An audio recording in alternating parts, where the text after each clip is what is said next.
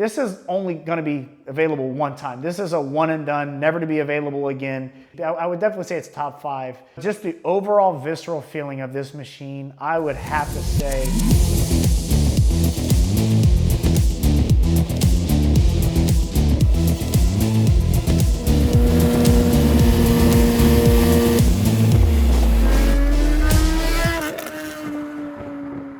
Welcome back to the channel. This is Burton Hughes, and today I want to talk to you about my 2024 MV Agusta Brutale 1000RR Assen Edition.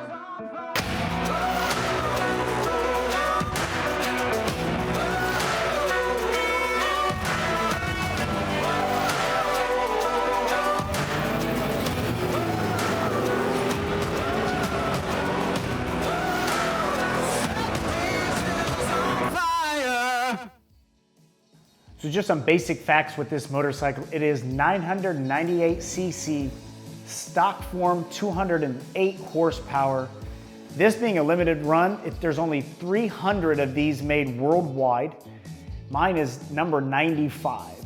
So you may be asking what the Assen Edition means. Well, it's actually a tribute to the Assen TT circuit in the Netherlands. So with this is actually the most aggressive naked / street fighter style motorcycle on the market. You may be wondering, what the heck does naked mean? What do you mean by that? What that actually means is the styling of the motorcycle. You'll notice that it doesn't have the front fairing. You notice that it doesn't have a front windscreen. So that's when they say naked, that's what they're referring to. As a rider, that just means you need to squeeze on and hang on to the handlebars like hell when you're at the higher speeds. Overall rideability with this motorcycle, it is a pretty aggressive stance. So you are slightly more upright, and I want to emphasize slightly more upright with this. I would highly suggest, if you're considering, maybe adding a naked / street fighter bike to your collection, you may want to take a test drive first, because when you're on the freeway and you're passing other vehicles, that wind buffering, it's pretty intense. So you want to make sure you have a good quality grip, and you want to make sure you're hanging on with your legs. Me personally, I would say that I'm more of a fan of the inline 4. Like I said, we've discussed Ducati and the V-twins, but overall sound and feel of this motorcycle kind of reminds me of a 1990s Formula One race car. All the motorcycles from MV Agusta are handmade, so with the titanium connected rods, the radial valves, it's basically ready to go as soon as you get it from the factory. Exhaust-wise with this, it comes with an Akrapovic exhaust standard from the factory, but I went ahead and upgraded to the MV Agusta Aero Quad titanium exhaust, but we modified and created a custom mid-pipe. Biggest thing is to open it up, change the sound, but it still retains the O2 sensors and still retains the catalytic converter, which then makes it legal in all 50 states. Except maybe California. When you hear it in the rollers, you'll see it sounds incredible, but it actually might be too loud on the decibel level. So this Assen Edition actually comes with the Öhlins electronically dampened suspension. It's a word salad, right? But it comes with it on the front and also the rear. So handling, again, fully adjustable, and all of the rider modes, it's almost endless as far as your preferred setup. So as far as a cool styling point of this motorcycle, it still retains the single-sided swing arm. I do believe MV Agusta is the only Italian manufacturer that's not going away from the single-sided swing arm. And again, it's more just for looks, but with these blue carbon fiber Rotoblox wheels, it looks incredible and really shows off the detail in the sun. This has an extremely lightweight chassis, so overall handling of this, along with the carbon fiber wheels, it's incredibly nimble in the corners. This is not necessarily a track bike per se, but I will say in the future, I'll definitely be taking this to the track because it's just an enjoyable to ride, and along with the electronic suspension, it could be a track monster, which is hilarious because it's a naked style bike. As far as rider modes, there's a ton of different that are already preset, but it does allow you to go in and customize your suspension settings in certain rider modes, and then also change those to the elements if you're ever caught in the rain. Obviously there's no snow mode, but that would be hilarious. It does have the quick shifter up and down, and then also a really cool feature with this, and I'll make sure that we put it in the video, is the launch control.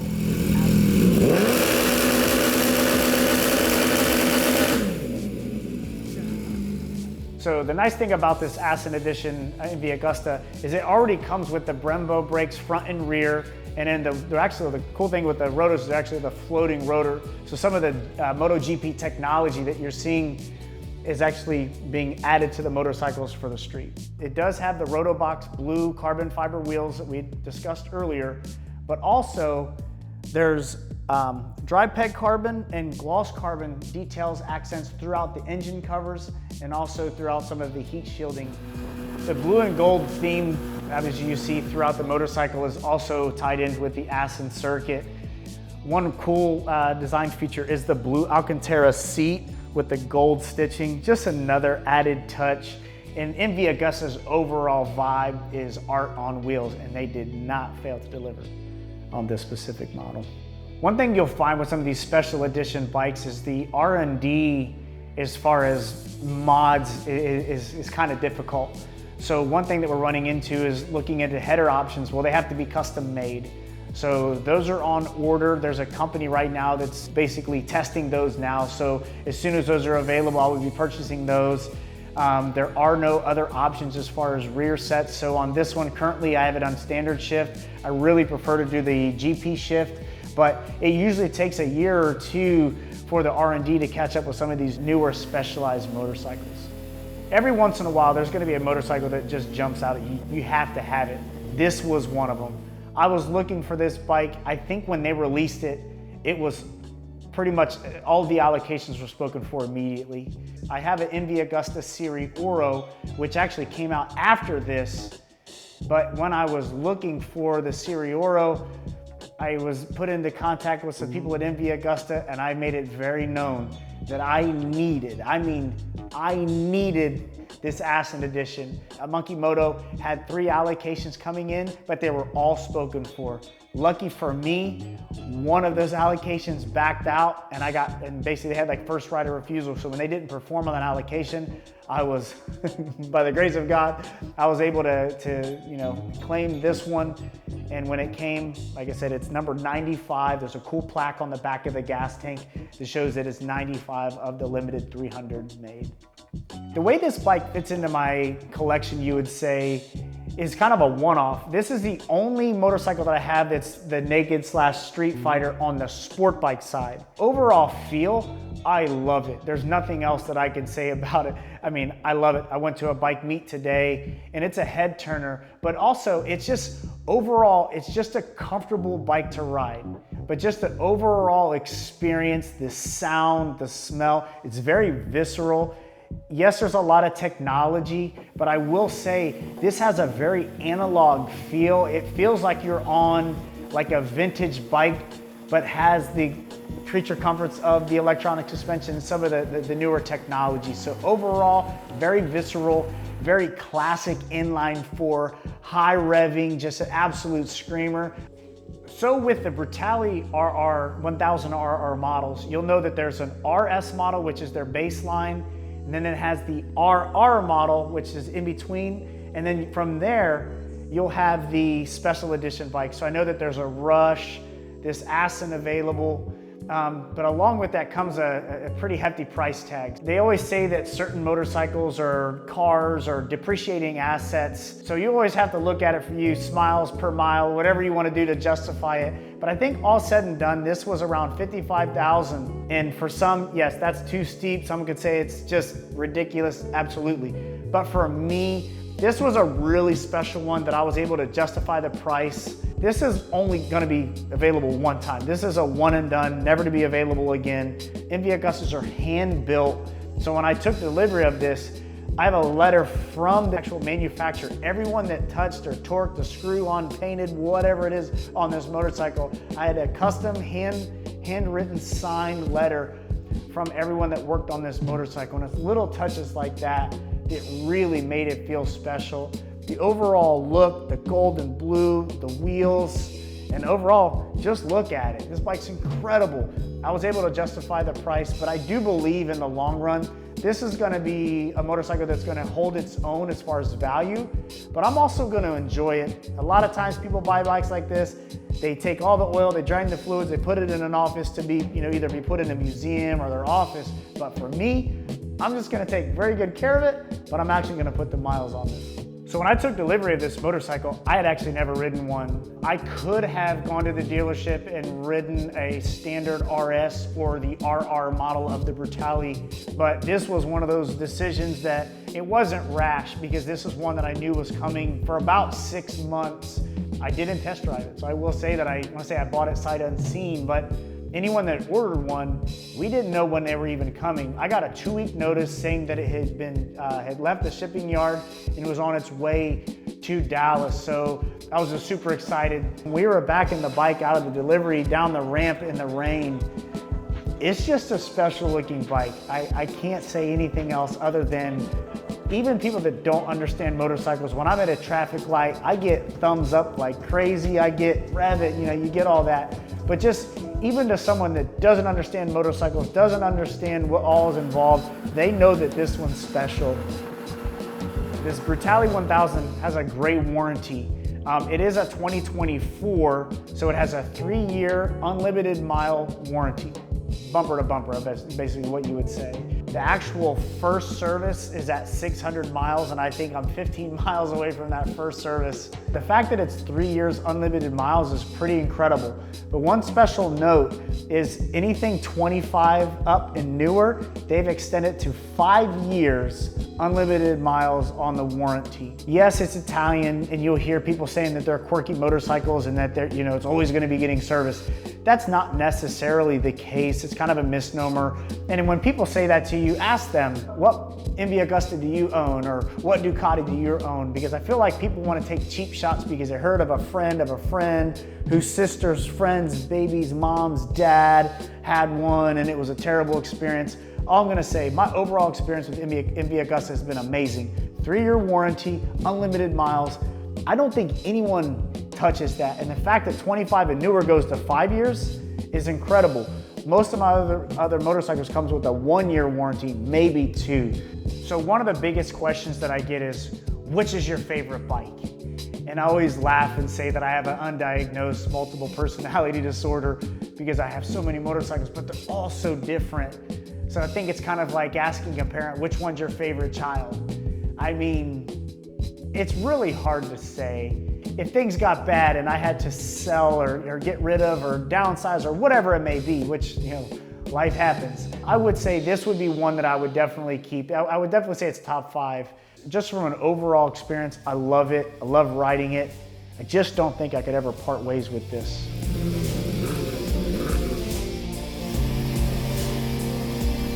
All right, y'all, so we got the Brutale 1000RR Assen. Like I said, in the garage there. This bike is stunning. It's one of the best looking motorcycles I feel I've ever seen. We've really gone over all the fine details of the bike, but now I want you to kind of do a ride along with me. Let's let you guys hear a cold start.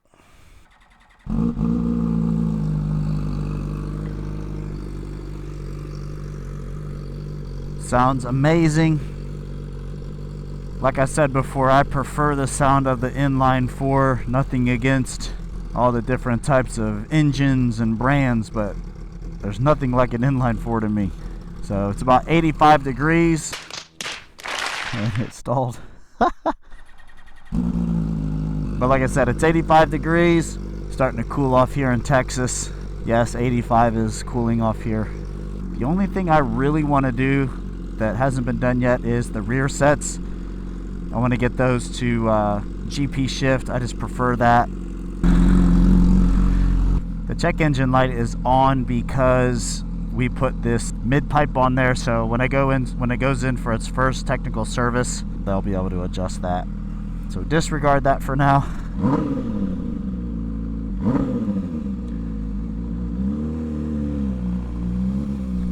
Like I was saying before in the video, this is a slightly, when I say slightly more upright position, it is ever so slight.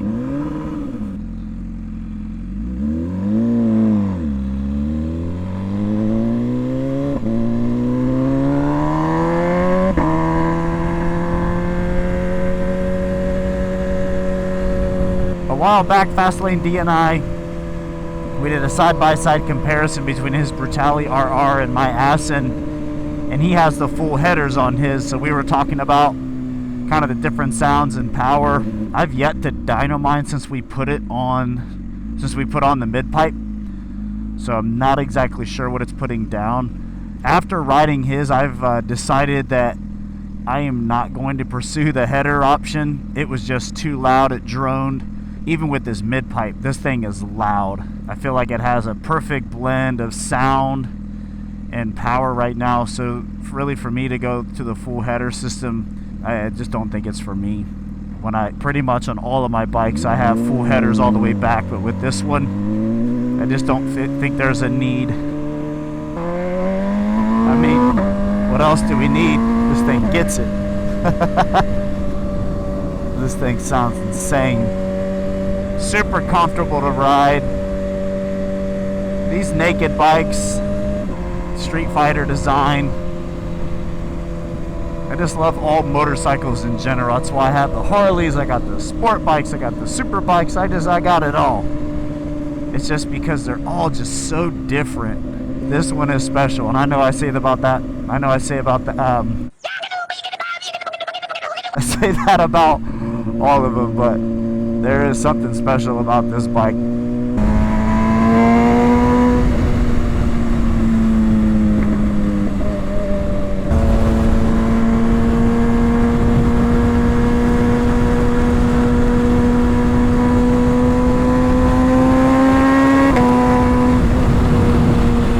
There's power all the way through the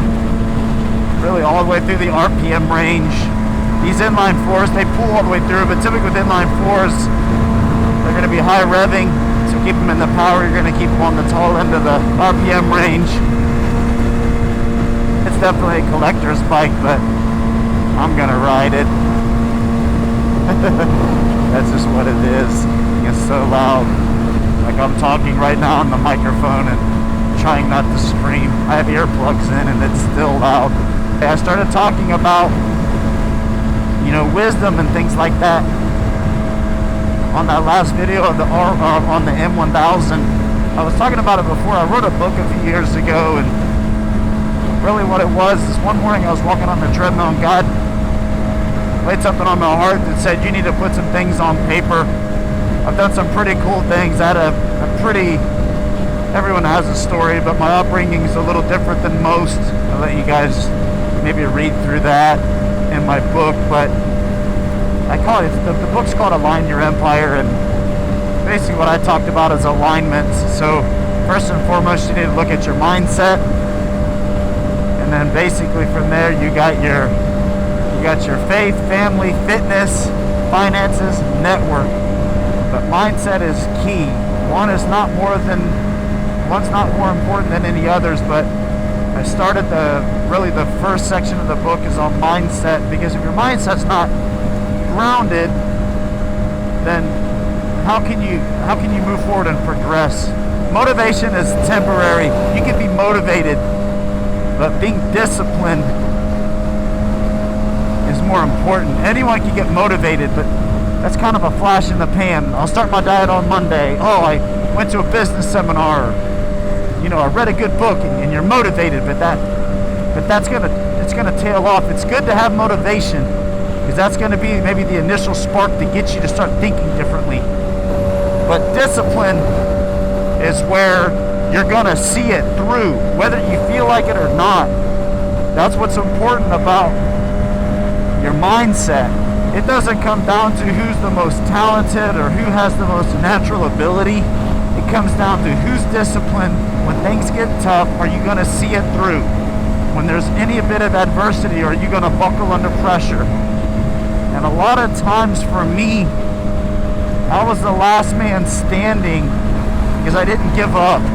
Maybe I was too dumb, blissfully unaware, whatever you want to call it.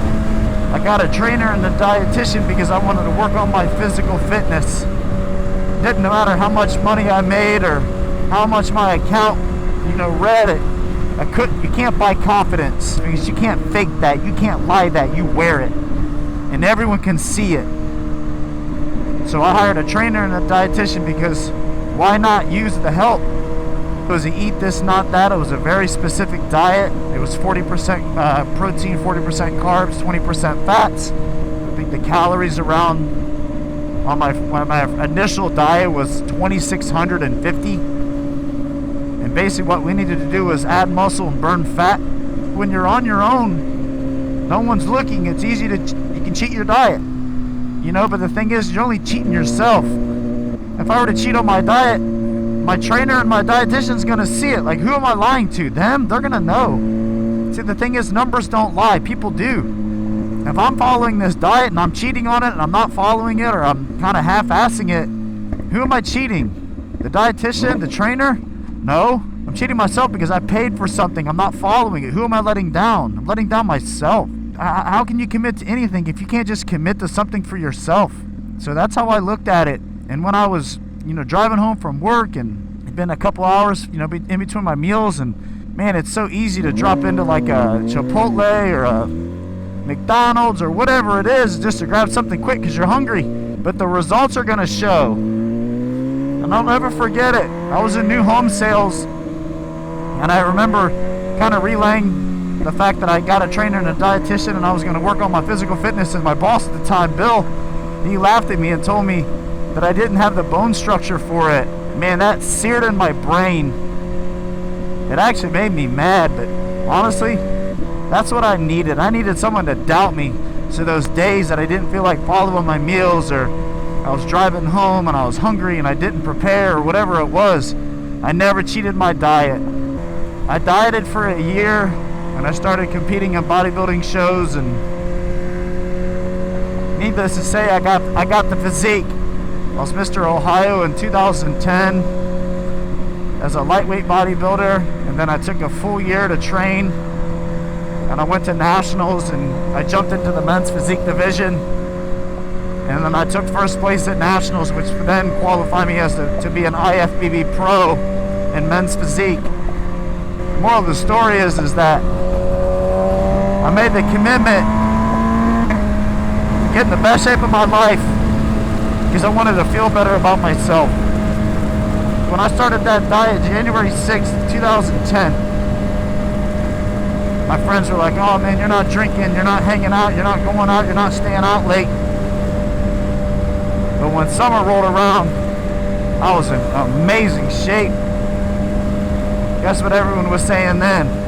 Just remember, start keeping those commitments you made to yourself. So if it's, you know, changing careers or getting in the best shape of your life, it all starts with mindset. You gotta commit. Motivation is temporary, discipline is forever. And it's the hardest thing because most of the time, no one's gonna be looking. But you can't lie. The results don't lie. Numbers don't lie. People do. Whatever if you're struggling with right now, look at mindset first. There's two motivating factors in life, pain or pleasure. What motivates you? Chances are, you're holding yourself back. No one's holding you back but you. So what's stopping you? It's time. This is your year. It's September. We've got October, November, December. You got 4 months. You got 4 months to take it into 2026 for a better you, a better life, a whole different lifestyle. You can change it, but it starts right now. I'm done preaching. This is all out of love. Back to the Brutale. Super comfortable thing, rips with the carbon fiber wheels. It's super nimble. There really wasn't a whole lot we had to do. Essentially, we put a fender eliminator on it. We swapped out for the Aero titanium exhaust. We put the custom mid-pipe Victor at MV Agusta Los Angeles, helped coordinate that. Came with a tune. But like I said, we haven't put it on the dyno yet, so I don't know what the numbers are, but we'll be doing that soon, so that'll be in a video coming up. Whether you're into sport bikes or Harleys, or if you're new to the channel, I just like having a little bit of flavor of different bikes. I know a lot of people are asking me why I don't have a Suzuki Hayabusa or a Gixxer 1000. It's not really a collection per se. I mean, I have several bikes, but I'm not opposed to those. I just don't have them. I was looking at, like I said, the refresh for the Gixxer 1000, the 2026 was supposed to be a complete new makeover. Boy, was that a disappointment. So for right now, I don't have any Suzukis on my mind. I've kicked around the idea of doing a Hayabusa, doing a big turbo on one. That could be fun. But there's really nothing out there right now that's really piquing my interest. I'm highly considering that 2026 RSV4 factory. I had a 22. I loved it. Just having some issues with it. So we sold it last fall. And that made way for some of the MV Agustas and that Ducati V2. And then I really do like that new Ducati with the double-sided swing arm. I'm just not trying to just buy random things. I'm really trying to be meticulous so that I love what I have and not just buying it because, you know, it fills a box. Just because you can doesn't mean you should. And I'm starting to get the itch for another car. So we'll see.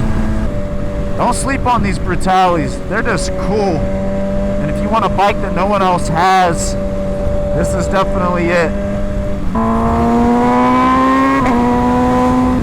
Never gets old.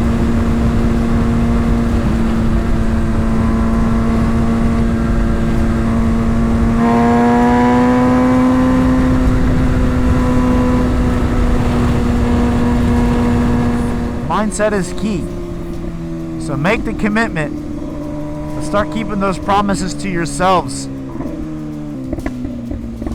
How can you keep promises to other people if you can't keep them to yourself, is what I always say. Remember, motivation is temporary, discipline is forever. Think about that. But just as always, I'm going to wrap up this video. Please like, comment, and subscribe. And we'll see you next time. Thanks, y'all.